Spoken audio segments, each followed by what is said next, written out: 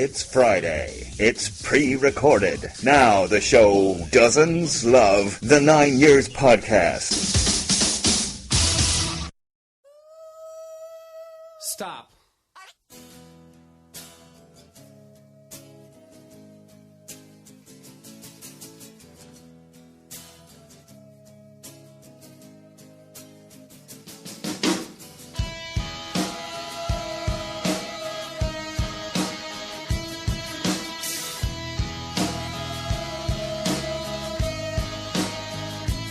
Alright everybody, welcome to the 9 Years Podcast. Nick Draper back with the face of the BBC Sport website, Mr. Stuart Deacons, after a 2-week break, a fortnight off for this podcast, and I'm sure you all missed us greatly, or to some extent, or a little bit, maybe not at all, but who knows. But thank you for joining us anyway this week, whether it be on iTunes, YouTube, 9yrspodcast.org. We have a draw with Lincoln to discuss this week with an injury time equaliser by the 9 Years Podcast's favourite striker. We'll also be looking ahead to the FA Cup tie with Doncaster on the weekend. We'll be looking back at the Don's Trust election hustings that we conducted also on the weekend, just gone as opposed to just coming. And we have a new game, although there'll be an asterisk next to it. I can't say the word asterisk. I think I just said it. Oh, amazing. But normally I can't. Confusing you. Normally what happens is, so in my job, I have to announce or discuss the start of certain examinations. And there's a little bit of advice on one subject's exam paper that says, you know, questions marked with an asterisk. I said it again. Amazing. Oh, well, you're marked for this, that, and the other, and what have you. I can't say the word. And I really struggle, so I've even said in the past, like, whatever, girls, that word there, that's what it means, that's what it is, because I can't say it. But I think I just said it twice. I'm not going to try it a third time, because I'll break my run and would look foolish. I won't look as foolish, perhaps, as the Lincoln City goalkeeper, who was trying for a good half an hour on Saturday to waste time and see his team get through the game without conceding an equaliser, taking home 3 points, without, in the second half, looking to actually attack us. And that was their downfall in the end, Stu, I think. I think had Lincoln gone to try and finish the game and get a second goal in the second half, they'd have picked up all 3 points. But no, they sat back, they defended, they put men behind the ball, they took their time over goal kicks and throw-ins and what have you, and they got punished for it. Yeah, I agree. I didn't go Saturday. I've had a week of not feeling well, so I was at home listening to it on, I actually wasn't listening to it. I was following it by Twitter. And I think, as I said to you before, following a game on Twitter gives you no understanding of what's going on. It's just basically text. So thank you for your guys I was following the 9 Year Podcast Twitter feed. But yeah, it felt to me like it very much was a game about wind. Not wind in terms of anyone who's had, too much beans or stuff like that. Fat boys blow out breakfast. But it was a very blustery day, and it felt, I think from what I sensed from what I was reading was that, shooting towards a John Green stand was the advantageous direction in terms of Lincoln had that the first half and we had it the second half. But I think Lincoln, I don't know whether they had the confidence to go for that second, but, a 1-0 lead, as they say, is always dangerous. And we've only failed to score at home once this season in the league, so we're always going to score. And do you know what? It's just one thing that come across me, early in the season, I was whinging the fact that we kept conceding late goals and we didn't score, the amount of late goals we conceded early on in the season, and we hadn't scored in the last 15 minutes. However, last 2 games, we've managed to come up with 2 goals very late on, one getting us all 3 points and one getting us a valuable point on Saturday. And taking our unbeaten run at home to 3 games in the league. And that's good. That's really good. Rome wasn't built in a day, as they say. No, it wasn't. Nor was Chicago, which I referenced because you said wind, and I thought Windy City.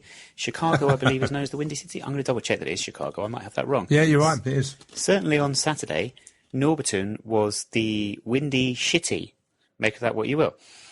I can't wait to get out of Kings Meadow. I really can't. Anyway, so the goal comes, the equaliser. Let's talk about the equaliser from our favourite player, who we've now unblocked on Twitter, because I somewhat foolishly, I suppose, I don't know if it was foolish because it worked, but I said I'd unblock Quezzy. When he came on off the bench, now when Quezzy's number comes up and people see him getting stripped off on the bench, I'm just going to say the reaction around me was not the most complimentary. Was it not? People left. But wow. Never leave early, by the way. But I did say, Quezzy, if you score a goal, I will unblock you on Twitter. And that's exactly what happened. So we have now unblocked him, but we remain blocked, sadly. So anyway. But the goal comes, great cross, unbelievable cross from Luke O'Neill on his weaker foot. O'Neill, another substitute. And Quezzy makes a good run. And it's an excellent header. So really, really good goal. Defending a bit static, maybe. But the cross is really, really good. Substitutions, that's something else you were moaning about earlier in the season that seems to have turned round. Because they were the two... I'd in fact argue all three subs. I thought McLaughlin had his best performance for us this season, going back, I don't know how long, to be honest with you. And then the other two substitutes combined for the goal. Again, another instance of something that wasn't going right for us earlier in the season, now going right for us. And clearly they were the right subs to make. Yeah, I agree. I think O'Neill was sort of, I would say, forced us. Delaney looked like he got a knock, didn't he, late on in the first half. So I'm not too sure, but that to me looked more of a sort of a change that was enforced on us. Although I'm sure O'Neill would have at some point been on the pitch. Yeah, McLaughlin. Yeah, I was a little. When he first come from Ipswich, we were quite put some really good performances in, didn't he? And he hadn't the substitute appearances hadn't really done anything different to change. But, again, by all accounts, made a bit of a difference in, McLaughlin's strength is getting a ball and getting it to someone better than him. And that's a polite way of putting it. It's not saying he's a poor player, but, you've got players around you like Pinnock and Wordsworth, etc. Give them the ball, get the ball, give it to the players that can probably go and influence the game. O'Neill was, what a great return from O'Neill in terms of, you say his weaker foot. It's very difficult to know actually what his strongest foot is, because if you think early on in the season, there was many a time when he would come back inside and ping a crossfield pass to, Nestor Guinness-Walker, who, want to make sure he's still around, because we haven't seen him, have we? Do you know what I mean? It's amazing since, obviously, Waddy's departed, how he hasn't been, no appearances whatsoever. So that's an interesting one to look at. But the goal's a great goal. And, Quezzy does what Quezzy's good at. We have a laugh sometimes, don't we, about this championship forward. But his intelligence is of a player higher than League One. So what I mean by that is many a times he'll find himself in an area, 6-yard area. It looks like it looks like the Doncaster players have just been static. But actually, if you look at it from behind the goal, and I was looking at Paul Leprick's footage, if you look at Quezzy's movement, he's always on the move. And he literally just, as soon as O'Neill comes inside, it's as if, it's like a training ground move. He sort of knows the ball's going to be an in-swinging ball. And he makes the goal look easy, but it's a great run, and I think credit where credit's due. Quezzy come on and changed the game. We've just got to now hope we get a bit more. He got 12 minutes on Saturday, got the goal, enjoyed his celebration. But yeah, O'Neill coming back is a big plus at the moment. Who were we playing on Saturday? We were playing Lincoln. What did I say? You went from Rotherham to Doncaster. And I was like, we didn't play either of those two teams. We played the opponents on Saturday. There we go. Well, I'm guessing it's the red and white that's thrown you there, maybe. But Lincoln, fair play to Lincoln. They didn't change their colours. They stayed in their red and white because there was no clash with us. So well done, Lincoln. Yeah. Do you know what? It was interesting, actually, because I said, I don't know if you remember sort of pre-season, I really think they got a great loan signing in Walker. He was at Mansfield last year, scored bucket loads of goals. We dealt really well with him in terms of, I felt, it wasn't really, you think about their forward line, they've got Walker, they've also got Akinde, who come on as sub. Actually, defensively, I think we dealt quite well with Lincoln. I think they're not the team that they were when they were under the Cowley brothers. And I think it'll take a little while for the new manager to come in and Appleton to get his unique style on it. But I felt, I think there's a lot of plus points from that. The goal we conceded is a car crash of a goal, isn't it? In terms of, if you think about it, he's literally 2 yards in front of Trott when he scores. But on the whole, to keep a strike force like that quiet, I think we've done well. Yeah, I will come back to their strike force. I think Tyler Walker, he might have caused us more problems if maybe he was called Tyler Runner or Tyler Sprinter But hey, we coped well enough with him, you are right. I just wanted to go back before we go on to their strike force and how they went about it. And Matt, as you'll quite rightly say, the poxiness of their goal. Luke O'Neill, very quickly, because I saw some conversation about this on social media, about how we set up. Now, you referenced there, O'Neill came on for Delaney early into the second half because Delaney was injured, and O'Neill slotted straight in as centre-half, so he kept our 3-5-2. But then, following the final substitution, when Kwesi came on, we did go to a 4-3-3. We had 3 forwards on the pitch. We had Pigott up higher and Force all on. Osu went to left back. O'Neill went to right back. And the goal actually, you could argue, comes because of that formation change, because O'Neill is in what you'd consider his more natural position of picking the ball out wide. So we got, again, that's the manager making a change to the shape that has resulted in us picking up points. And there are people going to be listening going, yes, here's little subtle digs at Wally. It's not about that. It's just pointing out what we've done well or what Glyn has done well. But saying that, he might well have been encouraged by Lincoln's reluctance to really go on the front foot in the second half. Yeah, and I think, Joe, I think if we look at the squad, we've got 2 players that have undoubted ability on the ball. And if you look at O'Neill and Pinnock, they're players that if you get them in the right spaces, they will pick a pass out, and also Wordsworth. So you've got to make sure. I think with O'Neill, coming in at centre half, I get that. You don't want to make too many changes. You want to just sort of like for like, and we like our tried and tested 3-5-2. We've always liked that. But I just think with O'Neill, it's criminal if you don't. You wonder sometimes with O'Neill what it would be like in a team that had a target man. So you can imagine last year when he was at Gillingham, he had Tom Eaves, didn't he, as a target man. You can imagine Tom Eaves must have, every time O'Neill got the ball, he must have thought, do you know what, if I make a run in the right area, he's going to pick me out 9 times out of 10. And I think it's just at the moment, it's been interesting now to see what we do, because since O'Neill got injured, we've obviously changed and put Scott Wagstaff at right wing back. And I think he's been a revelation there. So has O'Neill done enough now to get himself in the squad for Saturday in terms of the starting lineup? Because there's no doubt, an O'Neill that's on form is a player we can't have sitting on the bench. Absolutely criminal. However, we found a position for Scott Wagstaff. So that's going to be a dilemma and dilemmas that Glyn will want. But I think we all agree that Scott Wagstaff at right wing back has been, I think we found a position actually that he's really effective at. Yeah, and not only a position, he's also captain in the absence of Will, and I don't think we'd change that either. Yeah. So you find a space for Wagstaff, but you're right, is he as effective? It's actually, it's really nice to be talking about a selection dilemma. Exactly. Which isn't related to injuries or suspensions, and actually having options. Yeah. Yeah. O'Neill, of course, now, we talked about his assists, his goals and stuff like that. Kwesi's on 3 goals this season. They've all been headers. They've all been from Luke O'Neill crosses. So maybe that's something we look at, because, unfortunately, we have another striker who still has not scored since the opening day. And no, any goal in that reserve team trophy thingy does not count. So he has still not scored since the opening day. And that is a problem, because he did have 1 header on Saturday. We are talking about Joe Pigott, of course. Yeah. 1 header on Saturday, the keeper had to turn over. But in reality, once again, Pigott, it's like watching the second coming of Lyle Taylor just without the goals at the moment, when he's just, none of his plays in the box.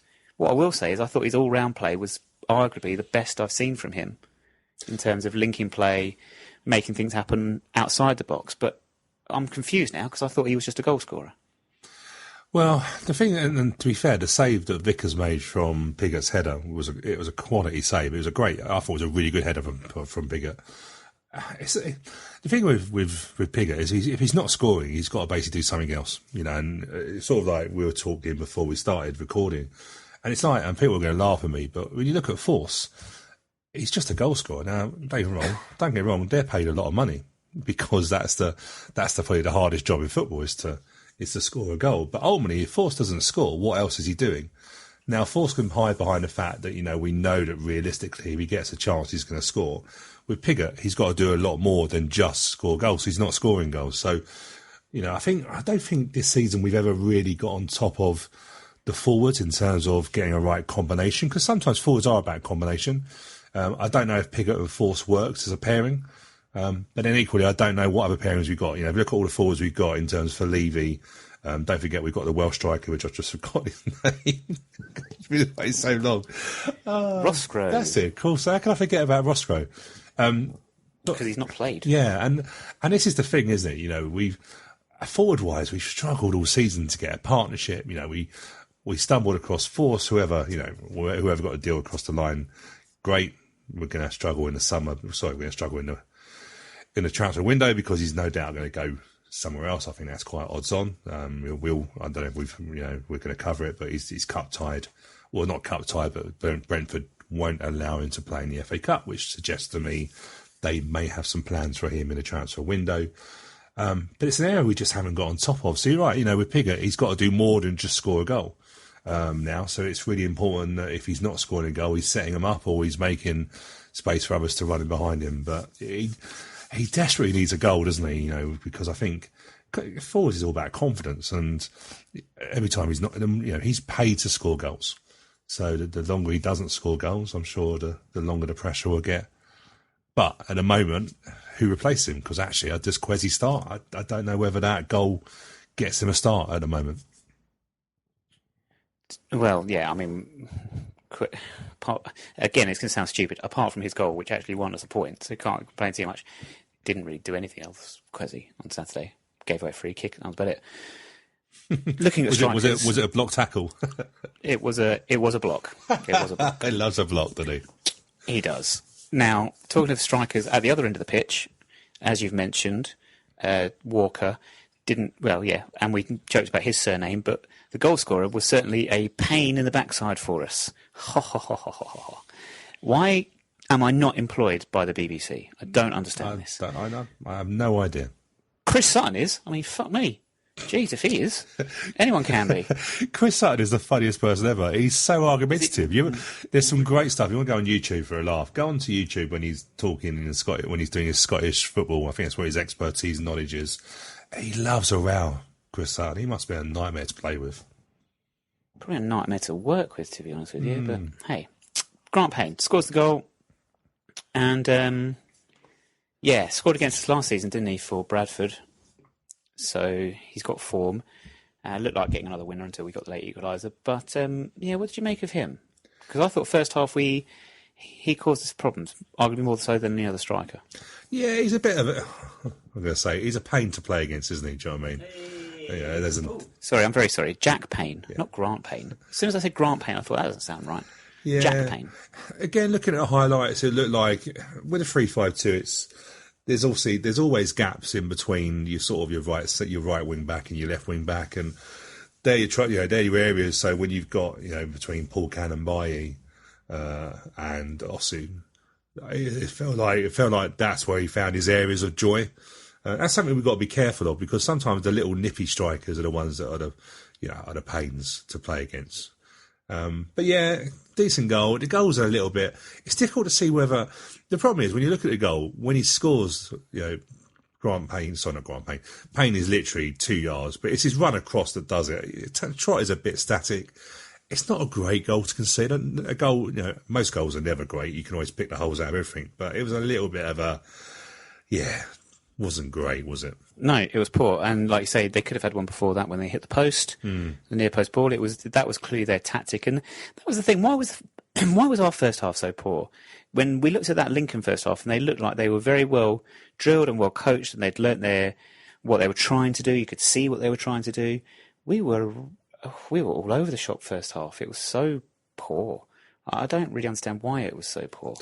No, like I say, because I wasn't there, I don't know how big the win was a factor, but a few people that I was talking to did suggest that it was a game of two halves, and that generally was down to what way you started striking. So if I remember correctly, they turned us around, didn't they? Would that be right? Did they turn us around? Yeah, they did, because we were obviously going towards a chem flow in the first half. But Lincoln, realistically, their form is suggesting that they do have, they don't continue. Remember what he used to say is about winning, but about winning halves, and if you win both halves, you win the game. Of course you do. If you look at Lincoln, realistically, they're now in 17th, and they did have a reasonably decent start under the Cowley brothers. But I think it would take a little while for Appleton to get his own ideas across. But it probably suggests where their league form is at the moment, that they're not, they're not getting the wins they were early on. They were quite difficult to play at their place recently. But it probably suggests you really where their league form is, that they can't put two halves together because realistically the two halves were, like chalk and cheese for them. Yeah, and I think, like I say, the last point I make of this, John Akinde came on later, and I think that's probably because they couldn't get possession of the ball second half. They weren't trying to, and the ball wasn't sticking up front for them. I think they brought Akinde on to try and remedy that, but still didn't have the desired effect. So. Yeah, and Akinde being a sub, I was surprised about. Pure for the fact, I would happily take Akinde into a Wimbledon side because of just the pure size, and it can be, don't get me wrong, it can be a lazy so-and-so. But, if he's on the bench for Lincoln, then they must have some good forwards if they can't find a place for him. Got quite a famous team, this Lincoln side. I'm just looking. Not only have they got the best named... I mean, Jason Shackle is the greatest name for a centre-half you can have. Unless his name was maybe Tackle. But yes, that is a great name. They also had at left-back Georgia Toffolo. The blonde girl from Made in Chelsea, or whatever that is. They had Neil Ardley at right-back, making his return to Kings Meadow. Sort of flew under the radar, that one, I think, a little bit, that Neil Ardley was back and had his playing boots on as well. And Tom O'Connor was in midfield as well, who presented Crosswits, of course, which we've discussed before on this podcast. Right, I'm going to chuck a name at you now. I'm just going to say discuss. Anthony Hartigan. Yeah, do you know what? It's difficult to know what to do with him, and I mean that in. Some people have said he needs a break, and he's had a break. If I'm being honest with him, he's sort of coming in, coming out. If I'm being totally honest with you, I think Anthony Hartigan needs a loan move somewhere, just for a month. It feels to me that we could probably play without him. I know obviously we've got to be careful because obviously Max Sanders didn't play on the weekend, and he's probably a couple of weeks away. But it feels to me that he needs a run of games, but he needs a run of games at a different level. Interestingly, Jack Rodoni was back on the substitutes bench on Saturday, which I think is great because, in terms of from what I've seen of him, we loan moves. It's good that he gets some games, but we now need to start bringing him in. He got into the first team last year and stuff like that. But I think sometimes Hartigan, I've said to you before, he's in a team that can pass the ball and has possession football. I think he's an absolute godsend. But we don't play possession football. We play back to front very quickly. We don't necessarily... The midfield role is not so much... What I mean by, if you sat him in last year, if you sat him in a Barnsley team or a Pompey team that basically were possession-based football, you would probably go, he's actually a really good player. But we don't play that. The midfield role that we want him to do really is to win second balls, get amongst players, and but we don't see the best of him purely for the fact we don't play the right in football. If I'm being truthful, and I think we're doing more damage to him at the moment. I personally would get him a loan deal if we can get him into a League Two team, conference at a push, get him some games, and then. Because sometimes I think he is a bit of a confidence, he doesn't generally exuberate confidence, in terms of I think he'd be frightened of his own shadow. That's just him. He's a very, from of all accounts, he's a very quiet guy, but he's sort of in that midfield role. You can't really hide too much, or you've got to have something about you. And I just feel at the moment he needs games, but he needs games at a level or a team that's going to benefit the skills that he's got. Well, I've noticed over the last couple of home games, a little bit of a random observation, and Terrell Thomas has been getting a lot of praise for his performances, and I'm not going to disagree with that. But do you notice the amount of times during a game that we'll work the ball through our centre-halves, through our wing-backs, whatever, get players in advanced positions, and the player that ends up having the space to bring the ball forward is Terrell Thomas. Do you remember the times he comes forward, gets to the halfway line, and then with one exception on Saturday, it's not playing to his strength whatsoever. Now, I'm not saying it plays to any of our centre-half strengths, to be honest with you. You could argue O'Neill, when he played that for half an hour, perhaps, but even then didn't get on the ball in those positions. It's almost like it's like we've worked this space by accident or design. We've worked this space for Thomas to step into, but he's not the player you then want to deliver the pass forward. And it's almost as if, can we not somehow find a way to get Hartigan in those positions? Because I promise, if Hartigan got possession in the positions that Terrell was getting possession with on Saturday, I'd fancy him to pick out a pass and cause some damage. But it was always Thomas. But is that because the opposition's set up that way. They know that's what's going to happen. I don't know. It seems... I find that unlikely, to be honest with you. I think it's more sort of just almost by accident that's how that's come about. The thing is, Hagen, in terms of his football brain, is a very good football brain. I've said to you before, I saw it at youth level, and he's got the ability to run games, but you've got to play to his strengths. We don't play to his strengths. We play back to front very quickly. We bypass the midfield.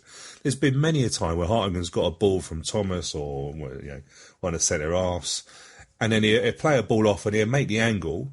But we've got no intent. So what I mean by the angle, he'll play the ball to a centre half. He'll drop off a little bit. So, the next pass he's got a ball that he's face on and he can pick out a pass. But we've got no intention of playing that extra ball. So sometimes the actual movement he makes is wasted.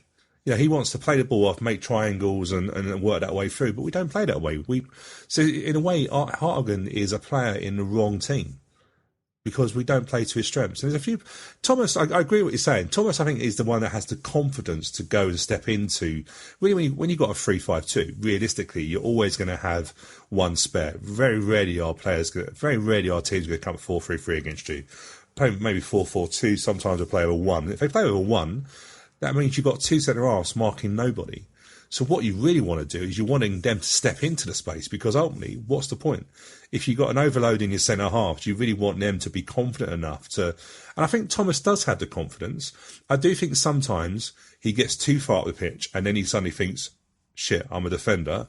What do I do? Or shit, no one's making a move for me, because we are quite static. Or shit, Piggott's gone left wing again and I've got no forward to pick. I just think we're a little bit of a mix and match. I don't actually know whether our formation and our tactics suit the players we've got. When we talk about recruitment sometimes, it isn't necessarily about recruiting the best players. It's recruiting the players you need in certain positions. And I remember going back and reading about Brentford last season, obviously their stat-based recruitment programme. But they basically worked what formation they were going to play, and they worked to get the best person they could in each position of what they've got. To me, I just think we play a little bit of a... Hartigan doesn't sit in a Wimbledon team the way we play. And unless we sort that out, unless we go, do you know what, Hartigan's a player we want to invest in and we want to play to his strengths. If we don't, then he's surplus to requirements, unfortunately. All that said, in fact, before we finish off, sorry, it's not on my notes. The officiating on Saturday, I don't like talking about referees and what have you. I thought this referee got away with it a little bit, because I think he was not very good. And on another day, this game there were a couple of challenges that went in that weren't great. On another day, this could have boiled over a little bit because he wasn't really on top of it. Not the greatest day out for the official. That said, the linesman, who was getting a lot of grief on the main stand side, I am going to say yes, on the whole, he didn't deserve it. He never deserves it. But he got some decisions wrong. There was a couple of decisions he got right, which is really going to annoy people when I say this. But I was in a perfect position first half to see a couple of shouts we had for corners that people were apoplectic about that he had not awarded. I promise you, from my position behind the goal in the first half, right next to where the ball went out of play, he got them both correct. So give him some slack. But as a whole, not a great performance. The thing is, we're never going to like officials unless they give us penalties and decisions that we shouldn't get. Do you know what I think? Yeah, I get what you mean. Lincoln are a bit of a physical team, aren't they? And sometimes you've got to, referees sometimes have got to stand their authority early on. But then it's catch-22 sometimes, because sometimes you want referees that just let the game flow. But yeah, thankfully he didn't make any bad decisions in terms of penalty shouts and stuff like that. But we're at League One, aren't we? I can't remember the last time we actually had a decent referee. I don't think they appear in League One, do they? If you sort of send a fine if referees are too good, referees are good at a lower, the conference and stuff. They just get bypassed into the Premiership. And I did laugh. I was watching the Champions League the other night, and I forgot his name now. One of the English referees had the Barcelona game against the trying to think of their name now. What country? Slavia Prague. That's the one. Yeah, the other team, the team that played the opposition. It just made me chuckle, thinking, what a life that must be, mustn't it? Do you know what I mean? You get your fixtures and you go, oh, do you know what? We could be stuck in Benfica or we could be stuck in Galatasaray. Oh, no, we've got the Barcelona fixture. That'd be good. Although, to be fair, in Barcelona at the moment, you've got to be careful. around, haven't you? Because they're not too happy, are they, the old locals? But yeah, it was quite interesting seeing the English referees in Europe. I think we've got some of the best referees. But you know what confuses me, and I know you're not going to like me too much, but I don't understand VAR, how it's worked in all these different leagues. It's just like, I will say, the Chelsea game was the funniest one to watch with VAR. But it adds. I just think I get confused of what rules VAR's being used at in Europe and in the Premier League and all the other leagues. But it's definitely entertaining. It's me, because to me, Premiership isn't real football. Premiership is like a soap opera. Do you know what I mean? So it's like not real football. So actually, I quite enjoy it. How VAR's destroying it, but it's fun. VAR is the goddamn worst thing. Automation is where this is leading, as with everything, and it scares me. And this is just another indication where, for some reason, people think technology, it must be what we need to have. No, there's no need. I read something the other day, or I heard something the other day, sorry, and they were talking about the fact that the Professional Game Match Officials Limited, whatever, that body of referees, whatever, had done surveys and statistics and what have you. And it was something like 97% of refereeing decisions were correct. 97%! And then I'm hearing people on the radio saying, well, we need VAR because we need to make sure we get the right results. I'm thinking, you're getting the right results. Who's arguing 97%? It's ridiculous. But there's always 3% more to you can improve. Well, there is, but clearly VAR is not actually helping that because it's still getting things wrong ridiculously. But it's and fun. Look, it's Firmino fun, the other day, it's fun now. We're actually now saying about armpits. We're talking about armpits now because of VAR. That's ridiculous. But you know what made me chuckle? And this is because I don't like Chelsea.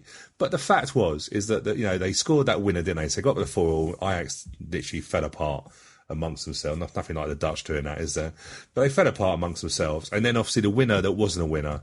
But then, I remember I said to you, and I said this in our WhatsApp group, is that players will stop celebrating eventually because they look damn stupid. Scored a winner, do a celebration. The Chelsea fans actually, they've won the World Cup. The Dutch players are going to the referee going, you made a bad decision. And then all of a sudden VAR comes in. Oh, no, it's not a goal. So we now take the goal off. The Chelsea player looks stupid. The Chelsea fans look distraught. The Ajax players who've been moaning about the referee now think he's the greatest person ever since sliced bread. And it's just like, it's so fun. It's how VAR to me is like a penalty save. So I think how I would describe it with VAR, it's like, sometime when that tackle goes in and you're sort of winning that sort of battle, or, you get a penalty against you and your keeper saves it. And all of a sudden the keeper that's saved it gives his own fans a lift, his own team a lift. That's sort of what VAR does in a way. Because to me, Chelsea, once that goal was disallowed, it was like a real disappointment. But VAR is just... Yeah, there was a little bit of a handball. I don't like Chelsea, but now it's like it might as well have some sort of rate. It might as well have some sort of like I don't know, buzzer going off on your hand. The moment your hand goes, it's a handball. It's just like the rules are crazy. I get they want to make sure the money involved in the Premiership is the reason why VAR is in, because there is a massive. These are big decisions that are being made, and where we used to say they even themselves out. The money men now don't want that because actually there's a serious amount of money if you got out of the Premiership. Let's be fair, when we go to the end of the season, VAR could determine who gets relegated out of the Premiership, which is a lot of money if you do. So, but it's fun. Like I say, I just think it's fun. We're talking about armpits and stuff like that, and how it takes them 3 or 4 minutes to judge whether that armpit's offside. It's just... Oh, it's like the Everton Spurs game, which I didn't see, obviously, but I heard about. And when I read back about how long it had taken them to make the decision about the Dele Alli handball, and then they spent 3 minutes looking at it on a screen, it's like, why are you taking that amount of time when a ref... Do you know what I mean? It's like, someone explains to me the logic behind anything that's happened there. Like you're saying, basically. You can't. No one can explain the logic behind it. And there are people who are genuinely saying... They don't want to watch football if VAR is involved. And I would class myself as one of those people. And if we go on a good cup run this year, like we did last year, if we get drawn away to a Premier League team in the 3rd round, we're suddenly going to be using VAR. That doesn't make any sense. How can two teams, or how can any competition run under the different, like those sets of rules? They can't. You've got to be consistent, at least, in the rules that you're playing by. And you're not playing by the same rules if you have VAR. Because you've got an extra different set of eyes that are going to be looking at decisions. I think it's a big issue in terms. I think if VAR comes in, and let's be honest amongst ourselves, VAR is not going to get scrapped. It's never going to get scrapped. Football is never going to go back. And you're right. You probably will find that some of the Premiership fans will go back to watching lower league football just for the fact VAR will destroy not destroy football. That's probably a big. It's funny for me because, like I say, the Premiership to me is just a fantasy world. You know, we're 2 leagues away, but we might as well be 20 leagues away. You know, for how different it is.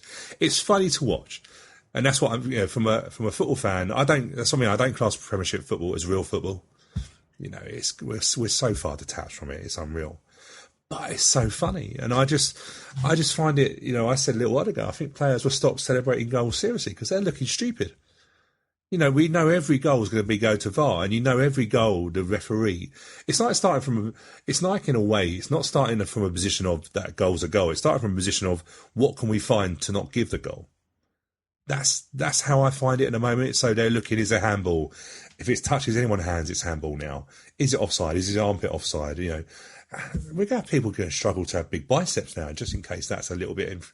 We're going to get the skinny players coming in because they might play a player offside. It's too detailed, isn't it? Do you know what I mean? But in a way, the referee has the best. The referees now, they have no ownership of their decisions because they already know if something.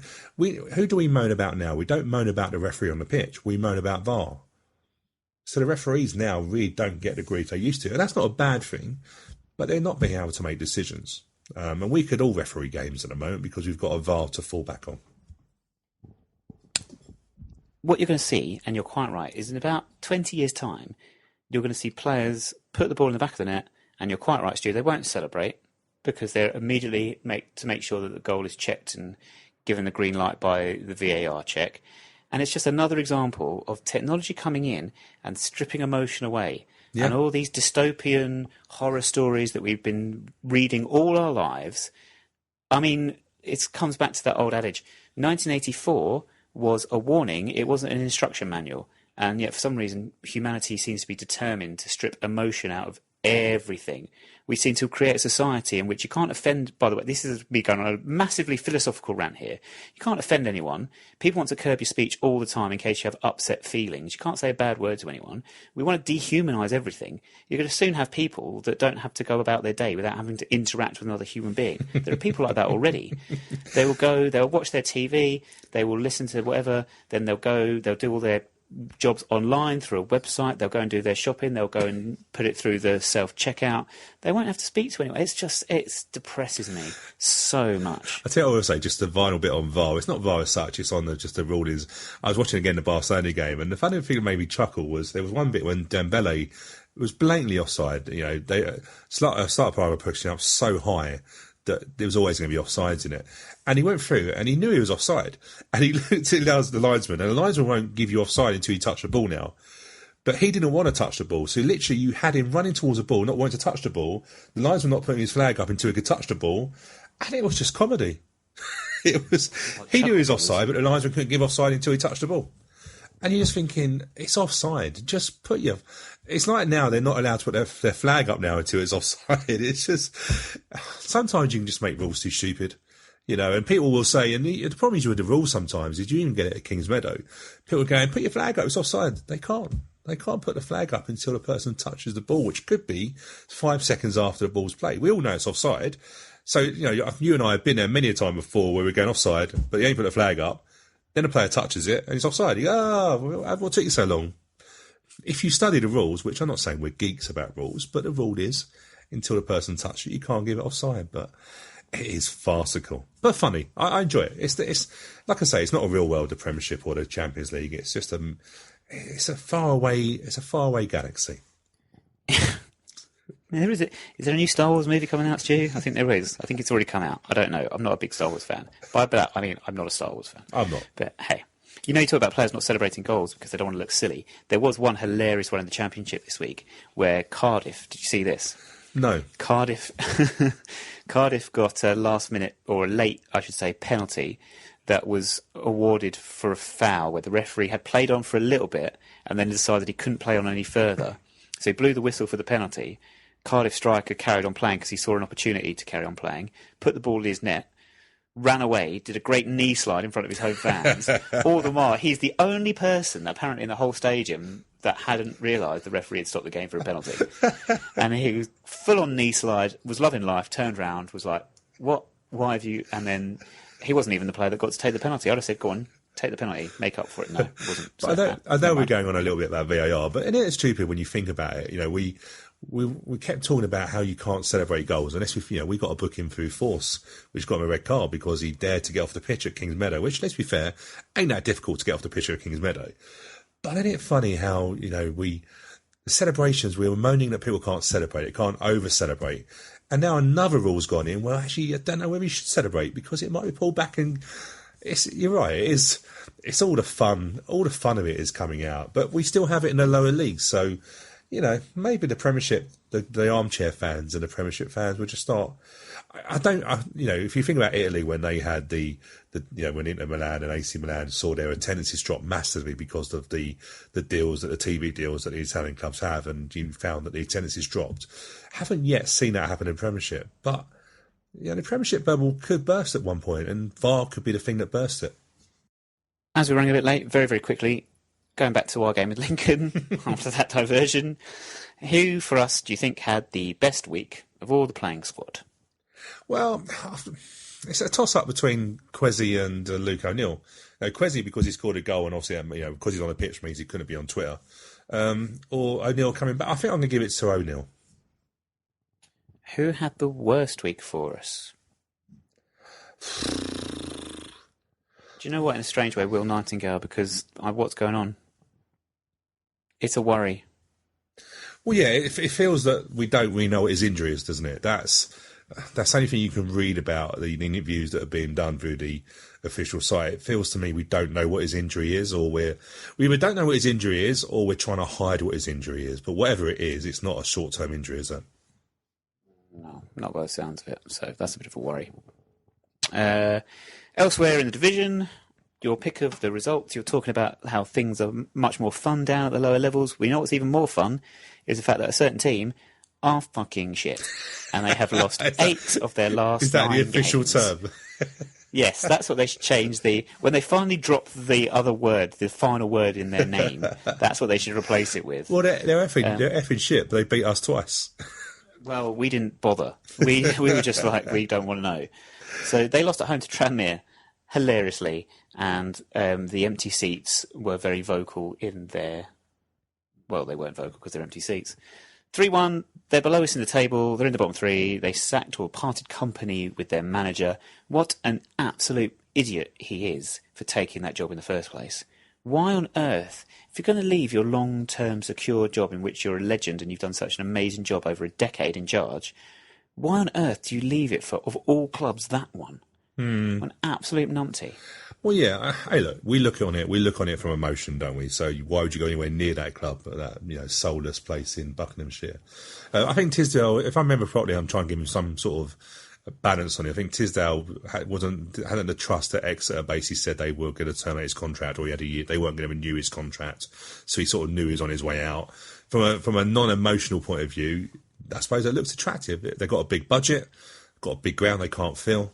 And he got them promoted, but realistically, the budget that he had in the League 2, you and I could do that job and get him promoted. Do you know what I mean? Not really take it. But you have to say, do you know what I mean? The form, it's not a surprise. They've got rid, they've gone internal, haven't they? So they've gone to one of the centre halves that they've bought in.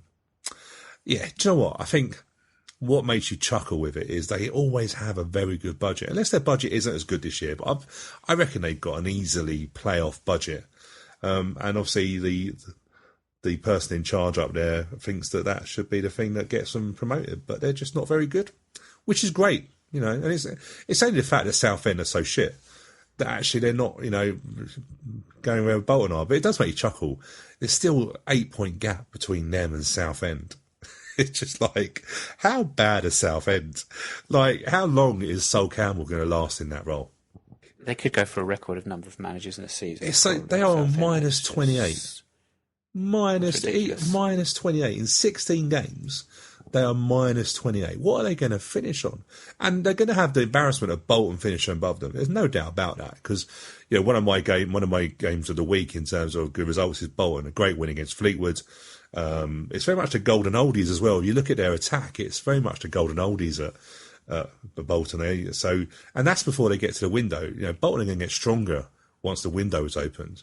So Southend are going to finish rock bottom, and I don't know what the lowest point tally in League Two is, but League One is. But Southend are going to basically break all records that they don't want to break. You say that they are not very good. Do you know something that was quite good was, and we are completely changing the subject now, was the Dons Trust election husting interviews that we conducted on Sunday, in which all 8 candidates for 5 vacancies on the board were interviewed either by myself or by Kevin Boris. Got an opportunity to essentially get them known to the wider public, show who they are, for people to get to know them, for people to put faces to names and see them as opposed to just seeing them on a piece of paper. And I would just like to say a big thank you to everyone that was involved in making that happen. Stu, big thank you to you, because this, of course, was your idea. You were the first one that came up with the idea of actually broadcasting them live on YouTube. Thank you very much. No problem. No problem at all. And then we took it forward this year with, repeating what we did last year, but with the benefit that this year we had everyone that could make the YouTube version of it to broadcast live, people asking questions online.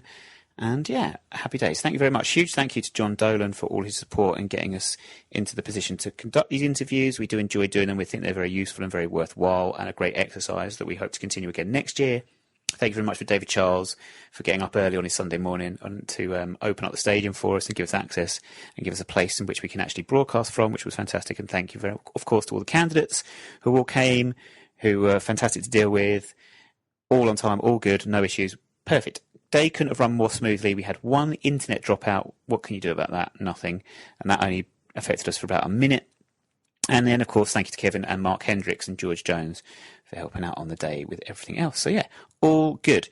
Stu, voting is now open for that. And as I say, 5 vacancies are on the board. Voting closes 23rd of November.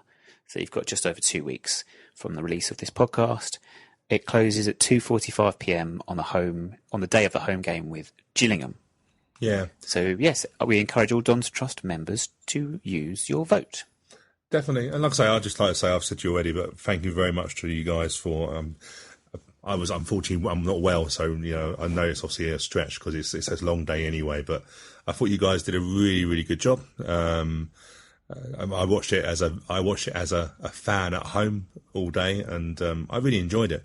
And I think, one of the things the reason we come up with this was to make sure, if you go back a couple of years, there was times when people had voted before the manifestos had even come out. And what we wanted to, this is not, we've been involved with the Dons Trust elections going back many years. Before, if you think about, we used a podcast to do short interviews at the club, and I still chuckle to myself when I think of some of the places we recorded interviews with people back in the day. So to go to the level we are now is mad. But the only thing we ever wanted to do was to make sure that the Dons Trust member had the most informed way of making a decision. And we didn't want it to be, and it had, let's not lie about it. It become very much about who you knew and whether you were popular. But going back into the day of, what was your social network, who knew you, and there were some people that had some really good ideas, but they just weren't known to the club. So this was a way of making sure that you could have your voice to the people that were electing you,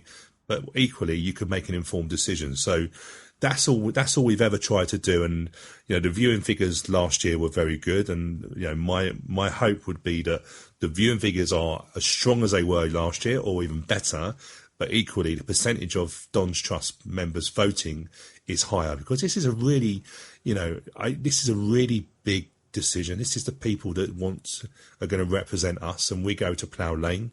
I think it's really important. I think we've got a very good Dons Trust board, but it's really important that us as members make sure we have the right people on who are voted by us. So all I hope is, like I say, we've given people a selection headache, just like Glyn's going to have on Saturday, and they use it for their advantage. If you would like to watch those interviews back, they are available on demand on our YouTube channel, youtube.co.uk/9YRS podcasts. There are 3 videos. There is our morning session, which is broken into 2 because of the internet outage, and then the afternoon session. I am in the process of chopping these up into individual interviews, so you can just click on the person you'd like to see from the 8 candidates. There has been, Stu, you would not. My laptop, I don't know how it's still in one piece because I've almost thrown it out of my flat on several occasions. So far I've managed to successfully export one video in full. And I'm not uploading it because I think I'm going to upload them all at the same time, so they're all online at the same time. Yeah, they're big files, aren't they? Big files, aren't they? I don't know what's going on, Stu. They export the video, and then you watch it back to make sure it's all gone okay, and then with it about 10 minutes from the end, the picture just stops, and then the sound stops about 10 seconds afterwards. Don't understand why. Really irritating me. So hopefully that will be up by the end of this week for everyone to view. I know that's pushing it a bit fine. I do apologise. But on the bright side, as I say, the actual videos are all still available on our YouTube channel. So although you have to fast forward through different interviews if you want to get to the person you want to see, they are all there for you to see. So yeah, and the viewing figures are good anyway, so I think people are watching them anyway, which is good news. Always good news. Right, so if you remember, Stu, we parted company with our manager, Wally Downs. Did we? When did that happen? A few weeks ago. A couple of weeks ago, if not a couple of months ago. We're not sure exact timescales of exactly what happened and what have you, but it meant that Nick Zan Every Second Countdowns could no longer run because we don't have Downs, and to be honest with you, I'm not sure if we're going to have Zanev much longer. Zanev and McDonald, one of them needs to go out on loan, surely, because they need to actually play some football. But that's another conversation for another day. However, so we obviously had Kwesi Appiah's Twitter blockbusters a couple of weeks back. That was a little bit of a one-off, a little bit of fun we had there, didn't we? Ho ho ho. Yes, very good. So now I've created a new game for us. Yay. To see us through until at least the turn of 2020. So, are you ready for this one, Stu? I can't wait. In honour of our new manager, I call this game Glin It to Win It. Oh, that's quite funny. And here's what the game is.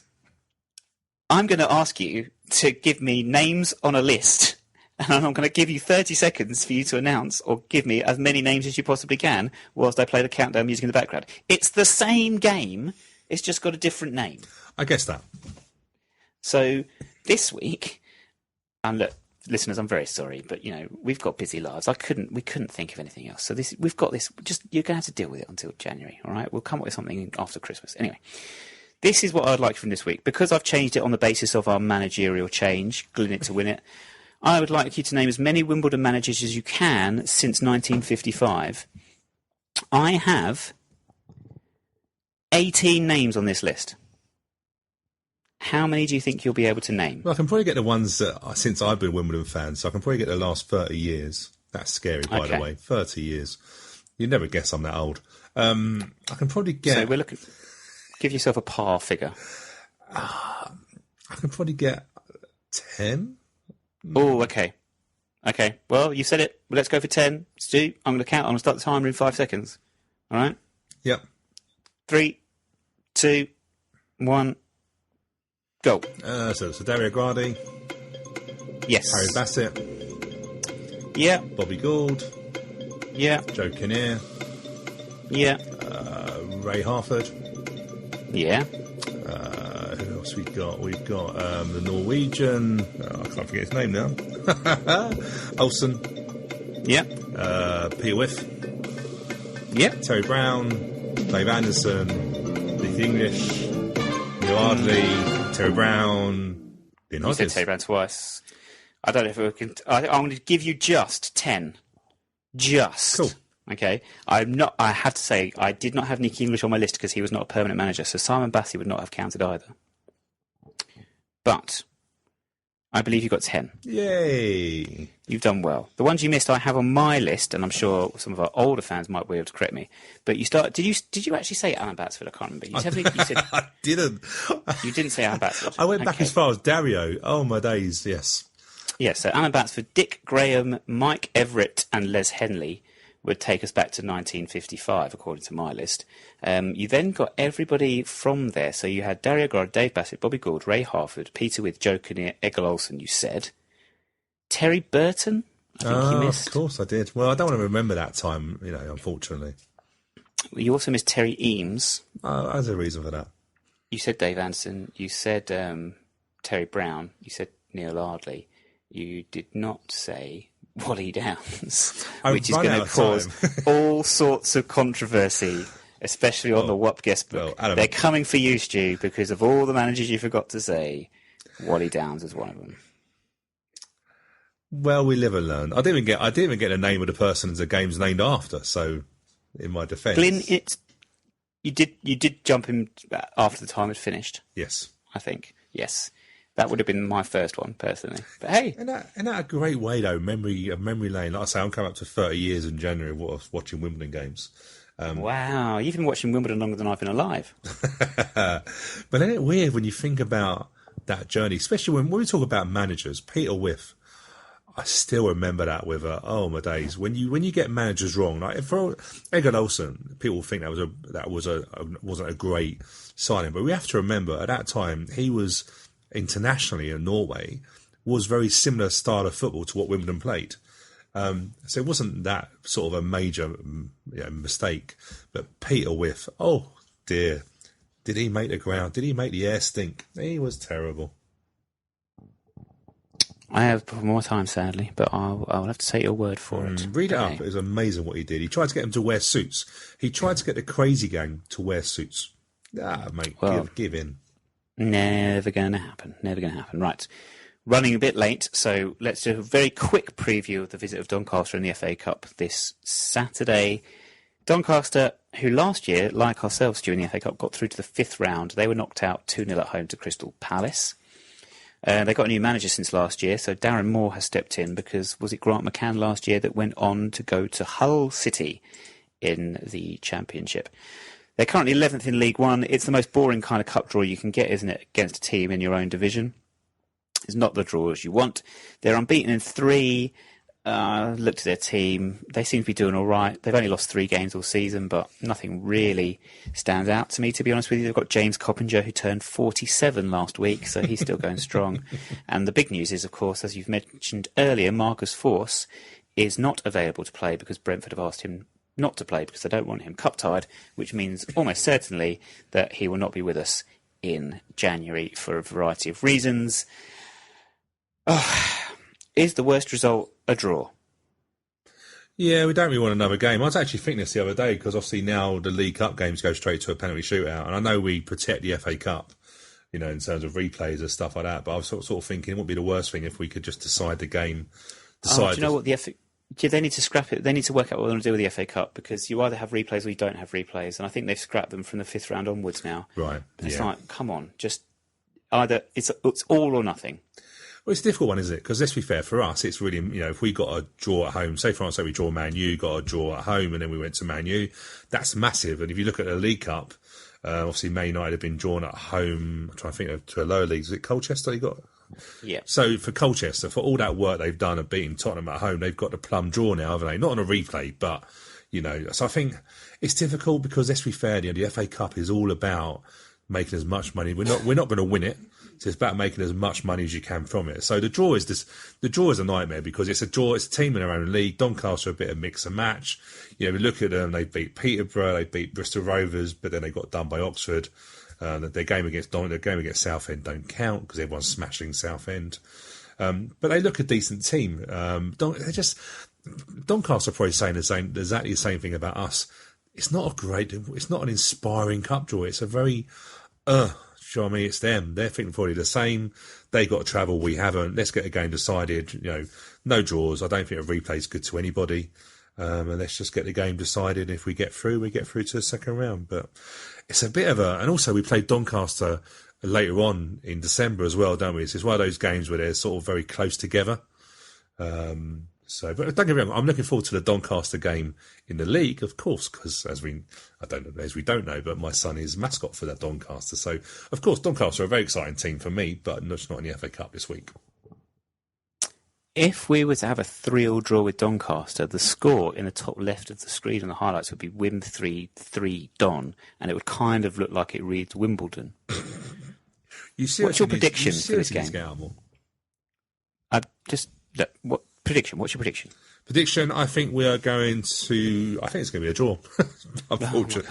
Well, I don't think we've got the goals in us, so I think with Force, it's quite a big thing for us. I think it's going to be a draw and a replay back at Doncaster, which will be attended by 50 Wimbledon fans who go up there. You're right, Marcus Forss obviously not playing, and as you said earlier, the hardest job in football is to score goals. Do you know what the second hardest job in football is? To create them. No, it's selling a panini at £4. Are we still trying to do that? No, I think we've given up now because it was too hard. Right.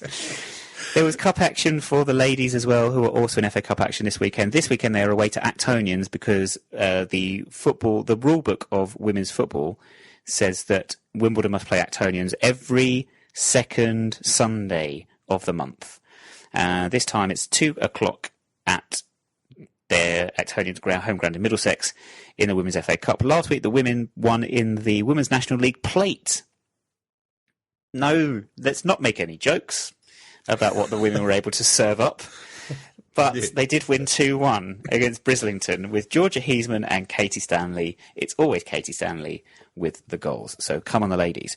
And a big congratulations to manager Kevin Foster on the birth of his daughter, Amelia Rose, in the week. He and his partner, Kelly Jade Whelan, who, of course, is a guest or was a guest on this said podcast as well. So congratulations to the pair of you. Great news. Happy, happy days. That is it for us on the show this week, Stu. Cool, it's been quite enjoyable. I think we've gone down many different avenues. Quite enjoyable. Once again, another tagline for our podcast, along with all the bag and milk stuff and pointing out where Ray is. And we have to now find out where James is as well. So if anyone can point out James to us, that would be very, very helpful as well. Doncaster then, updates will be on Twitter at 9YRS Podcast. If you've got any comments you want to send into the show, please do so. 9YRS at may14.co.uk. We will reply. We reply to every email as long as it's not abusive. And then the Love Sport Radio Show features, sadly, it's going to be me this Sunday. So I'll be there discussing the Doncaster game and previewing the game with Blackpool the following Saturday as well. So that is it for this week. Stu, thank you very much for joining me. No problem. Thank you very much. Music quiz, I forgot to mention because I always do. Last week it was Sometimes by My Bloody Valentine. That stumped a few people, I think. 1991, didn't get any responses to that. There was a film link. If you remember the week before, it was White Room by Cream because that was linked to the Joker film. Last week, or 2 weeks ago, it was Sometimes by My Bloody Valentine. I'm talking so quickly to get this podcast over with, which was referencing Lost in Translation, which had actually been released 16 years ago that week. So if you spot a film link to this week's song, you can add that in as well and tweet us at 9YRS Podcast if you recognise the song, the title, and the year it was released. With that said, I need to take a deep breath. I need to say, Alexa Bliss, bag first, milk last, and we will speak to you again next Friday.